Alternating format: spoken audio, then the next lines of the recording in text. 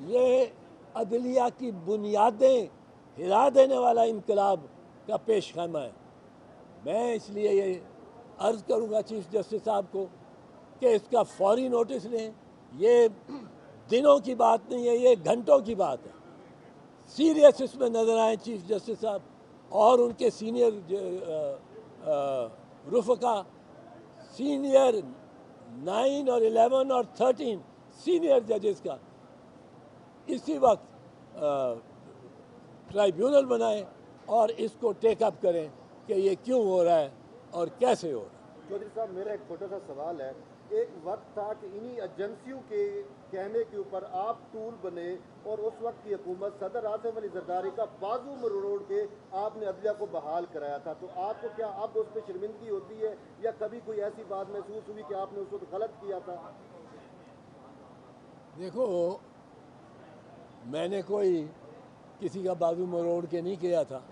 زرداری صاحب نے یہی کہا کہ میرا بازو مروڑ کے جج بحال کروائے تھے فضاد صاحب نے۔ زرداری صاحب نہیں کرنا چاہتے تھے، ان کو لاجک سے کنونس کیا اور پھر وہ بحال ہو گیا۔ ججز ہونا چاہیے تھا ان کو، وہ غلط ڈسمس ہوئے تھے۔ باقی یہ بات آپ کی کہ وہ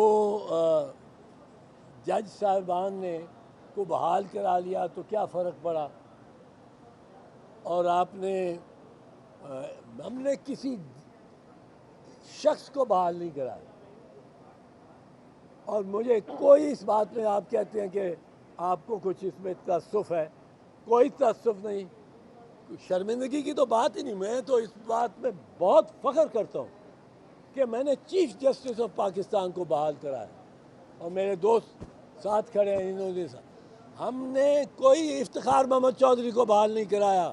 اگر افتخار محمد چودھری کی جگہ عمر عطا بندیال ہوتا، اس کی جگہ قاضی فیض عیسیٰ ہوتا، آج ہو، ہم چیف جسٹس کے ساتھ ہیں۔ چیف جسٹس ہماری ریڈ لائن ہے۔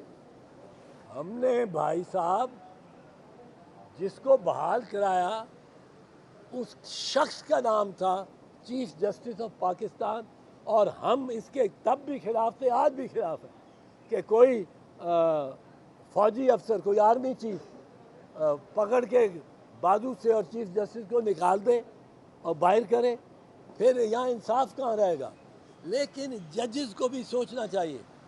سعید الزمان صدیقی صاحب تھے، چیف جسٹس تھے سپریم کورٹ کے، ان کو پرویز مشرف نے کہا آپ فارغ ہیں، انہوں نے بستر بند باندھا، سامان لیا، شام کی فلائٹ سے وہ کراچی چلے گئے۔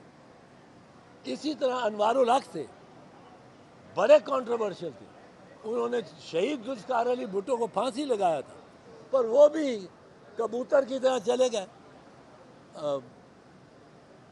ان سے پہلے یعقوب علی صاحب تھے، وہ بھی گھر چلے گئے۔ افتخار محمد چودھری نے جب ان کو کہا کہ آپ استعفیٰ دیں، جرنیلوں نے گھیرا ڈالا ہوا تھا، انہوں نے کہا آپ استعفیٰ دیں، افتخار محمد چودھری نے کہا میں نہیں دیتا، انہوں نے کہا آپ کو استعفیٰ دینا پڑے گا، انہوں نے کہا میں نہیں استعفیٰ دوں گا، I am the chief justice اور میں چیف جسٹس ہوں۔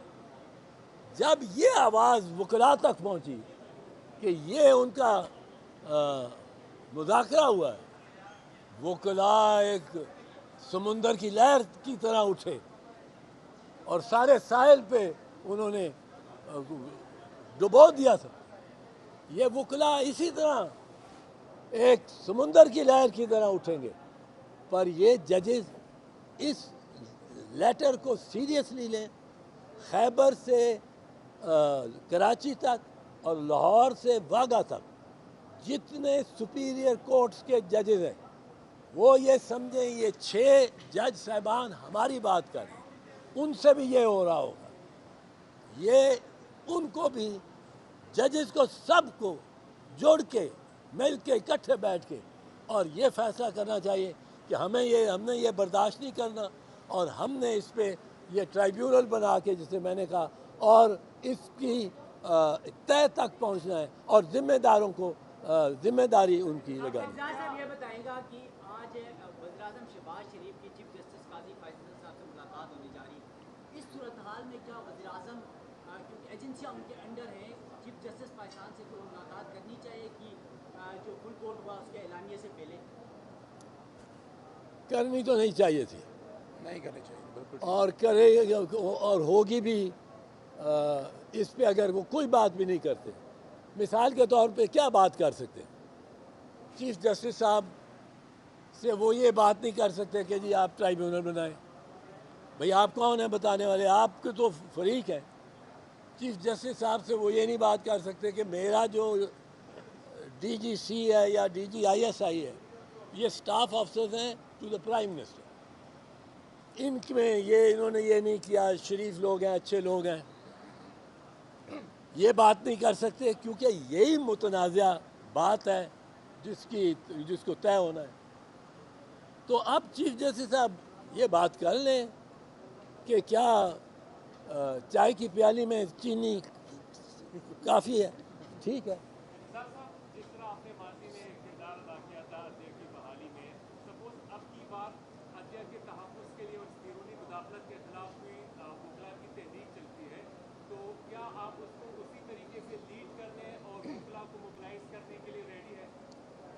देखो, हमें तो जितना हौसला है वो इस अदलिया के लिए और इस बार एसोसिएशन काले कोट की इज़्ज़त के लिए, और इन्होंने मुझे बहुत कुछ दिया, बहुत इज़्ज़त दी है। मैं तो इनके साथ रहूँगा, पर लीडरशिप अब नहीं आती है, जवान लीडरशिप है।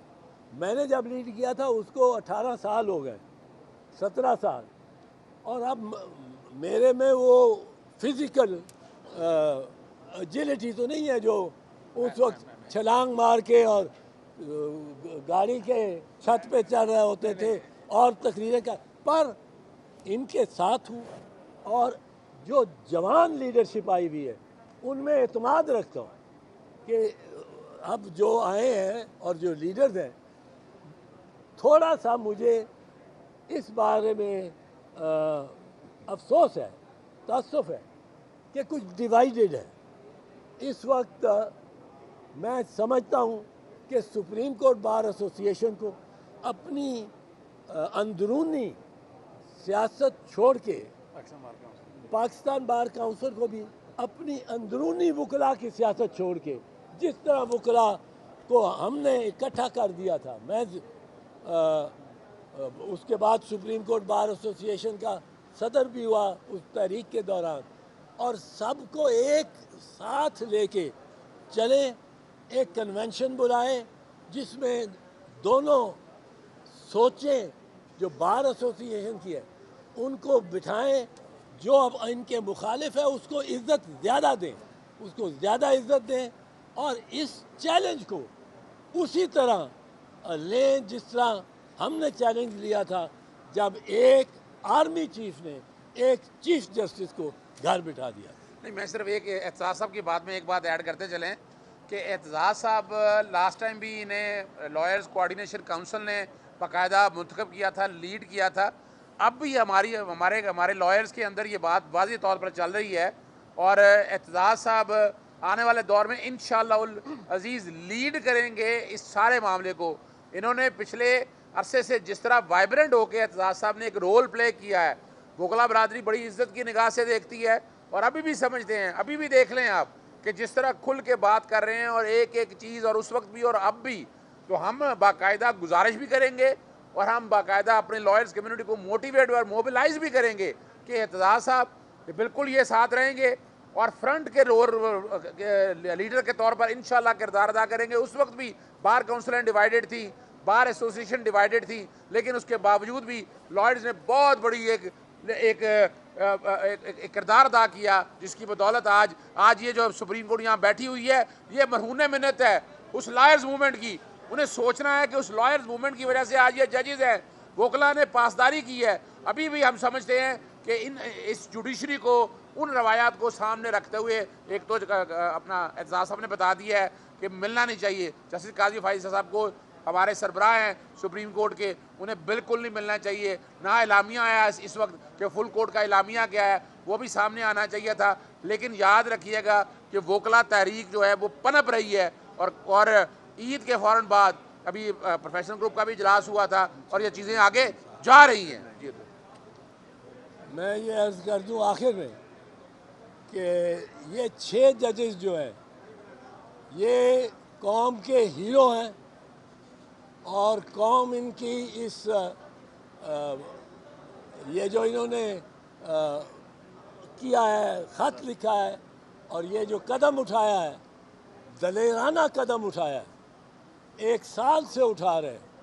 اور سارے ججز پاکستان کے سن لیں کہ یہ موقع ہے، یہ وقت ہے کہ آپ نے کارنیلیس کے قبیلے میں کھڑا ہونا ہے یا چیف جسٹس منیر کے قبیلے میں کھڑا ہونا ہے.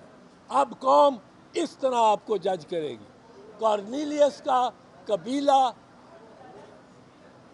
اقلیت میں بھی جب تھا، کارنیلیس وہ لکھتا تھا فیصلہ جو اس کے دل میں اور ضمیر مانتا تھا.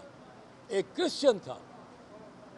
منیر، جسٹس منیر تمیز الدین کے فیصلے سے لے کے گورنر جنرل ریفرنس 200 کے کیس میں مارشل لاء کو انہوں نے ویلیڈیٹ کر دیا.